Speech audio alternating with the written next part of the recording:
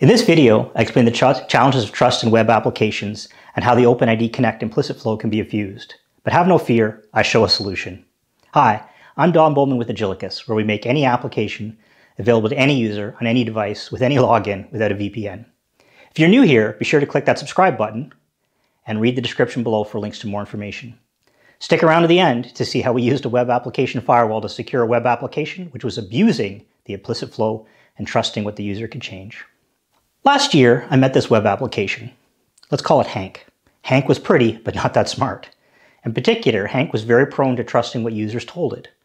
Linked below is how Hank would just trust what a user entered and then later use that against others. But that's not what we're talking about today. Today we're talking about how Hank would have let a user modify some data and just become an administrator. You see, the browser's a funny world.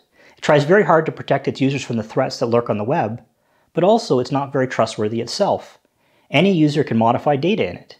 You can't just have secrets. You can't trust the fields. You can't have some variable admin equals true and expect the user to just behave. In Hank's case, it used a login method called OpenID Connect. Yes, the very same one I'm a big fan of. But you see, Hank skipped some classes and used the implicit flow instead of the PKCE flow. Bad Hank. This would be fine if Hank had just used the authentication and passed the token as is to the backend, but Hank used some fields in it in the ID token to indicate role, for example, admin versus end user. Worse, Hank's backend used the same fields but didn't validate them. So a user could just log in, modify the resulting info, and pass it to the backend and become an admin. Naughty, naughty Hank. Now, the correct solution here is sometimes called the three-legged flow. In this model, the front end, in this case a browser, sets up and finishes the login flow. But the last step is it shares a code with the backend, which then goes and fetches from the authentication and retrieves the token. In this model, we have a protected code base and can have secrets.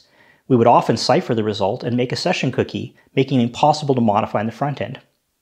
So how would you go about solving this? Send Hank in for some code surgery? That would be the best.